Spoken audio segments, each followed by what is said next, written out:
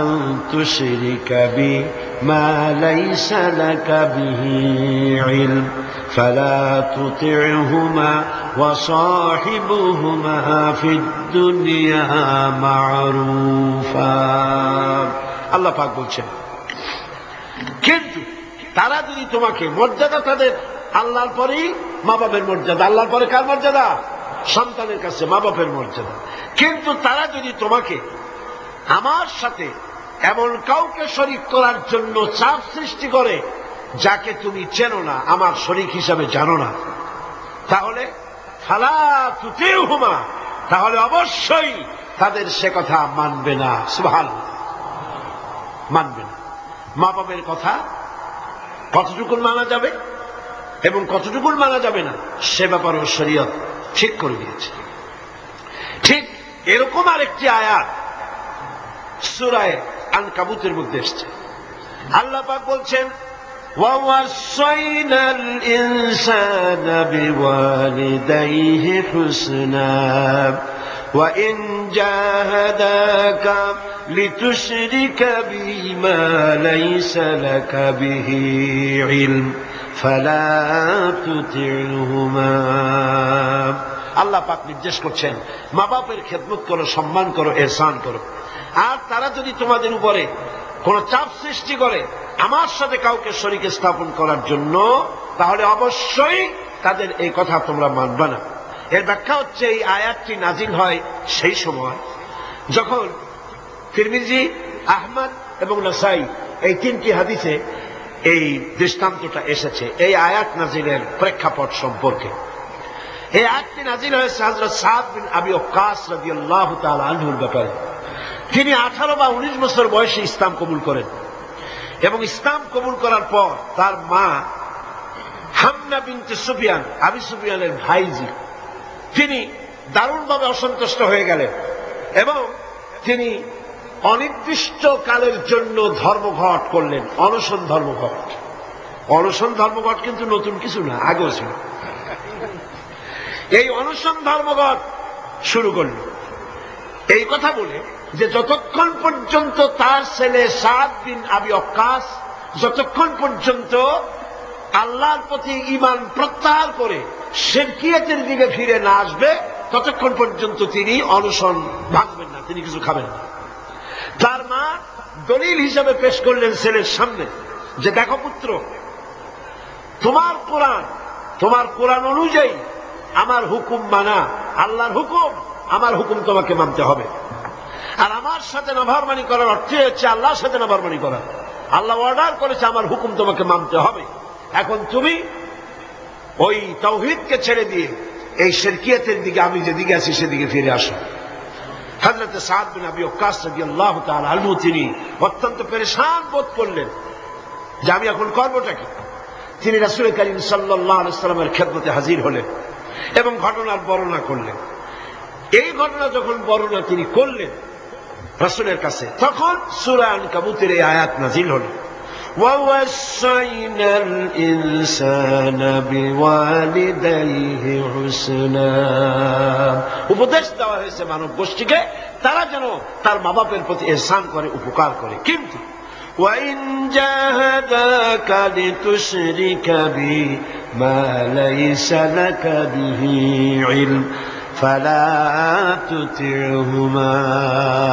কিন্তু তারা যদি তোমার উপরে শিরক করতে চাপ সৃষ্টি করে অবশ্যই তাদের অনুসরণ করবা না।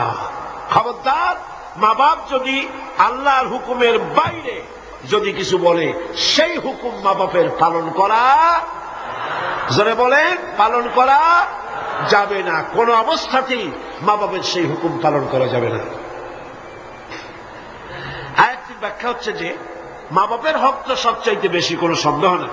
কিন্তু সেই মা বাবাই যদি মানুষকে শিরক করতে বলে তাহলে এই শিরক করতে পারবে না। কারণ হলো আল্লাহ পাকের সাথে কাউকে শরীক স্থাপন করা যাবে না। কারণ তাদের অবৈধ আবদার সন্তানের অমান্য করাই জরুরি।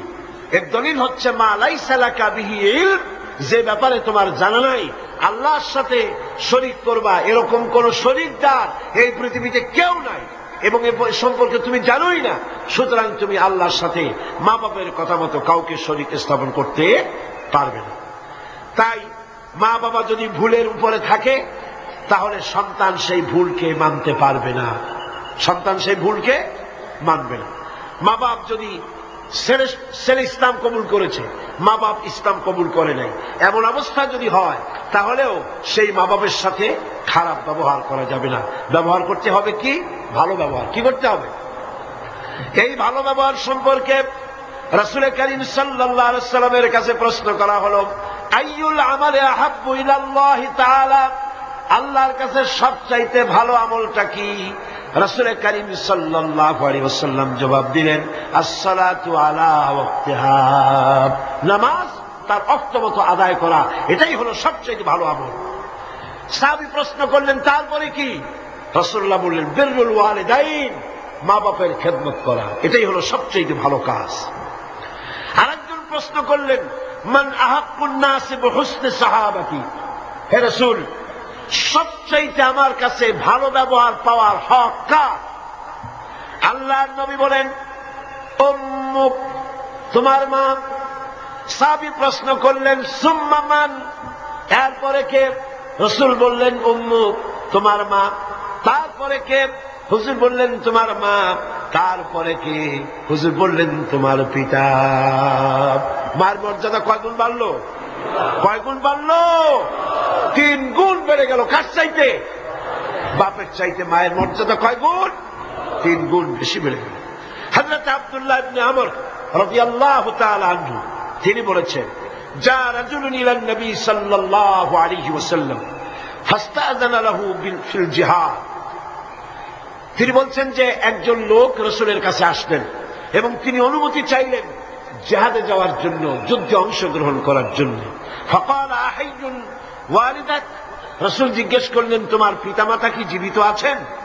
তিনি জবাব দিলেন, ক্বালা নাম, হ্যাঁ আমার মা বাবা জীবিত আছে। ক্বালা ফাফিহিমা ফাজাহিদ, চলে যাও বাড়ি, মা বাবার খেদমত করো, এটাই তোমার জন্য জিহাদ। জোরে বলেন সুবহানাল্লাহ। হাজমা নামক আর একজন সাহাবী রাসূল করিম সাল্লাল্লাহু আলাইহি ওয়াসাল্লামের কাছে উপস্থিত হলেন। তিনি অনুমতি চাইলেন যে রাসূল, আমি জিহাদে যেতে চাই, আমি জিহাদে যেতে চাই। হুজুর বললেন, আলাকা ওয়ালিদাতুন, তোমার কি মা বেঁচে আছে? তিনি বললেন, হ্যাঁ আমার মা জীবিত আছেন। আল্লাহর নবী বললেন, ইযহাব ফাকরিমহা ফাইন্নাল জান্নাতা তাহতা রিজলাইহা, আখরাজাহুন নাসাই, নাসাই শরীফের হাদিস।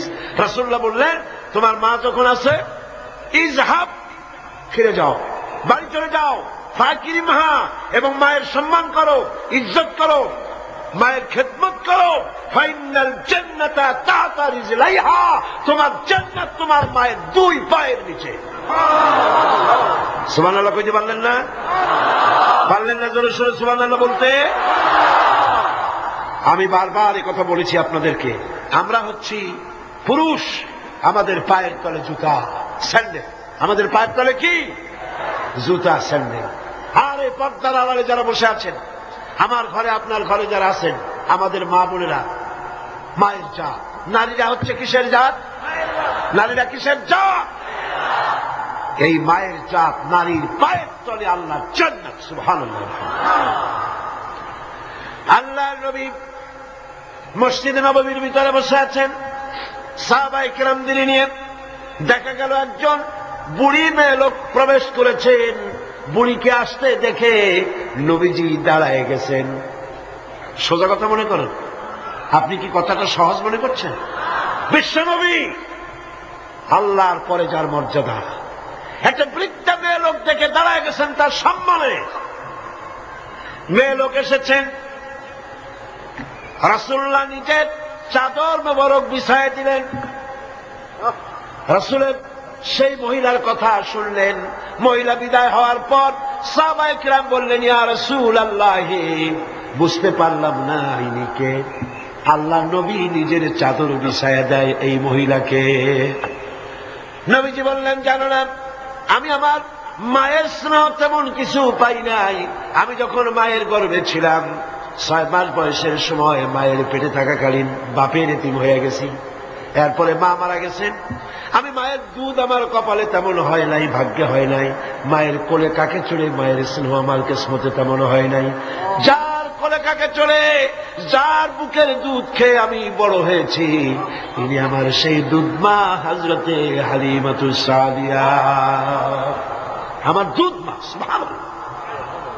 মায়ের সম্মান ইসলাম এত বেশি দিয়েছে। মায়ের দুধের বদলা ইয়েমেন থেকে একজন হাজী সাহেব আসছে, মাকে ঘাড়ে নিয়ে তাওয়াফ করতেছে আর গান গাচ্ছে, শের পড়তেছে, মায়ের হক আদায় করে ফেলেছি, মাকে নিয়ে হজ করলাম, মাকে নিয়ে তায়েফ কি বলে মুজদালিফায় গেলাম, মিনায় গেলাম, রমিয়া হাজার করলাম, সাই করলাম, তাওয়াফ করলাম, মাকে গাড়ি নিয়ে সব করেছি, আমার মায়ের হক আমি আদায় করেছি। হযরতে আব্দুল্লাহ বিন ওমর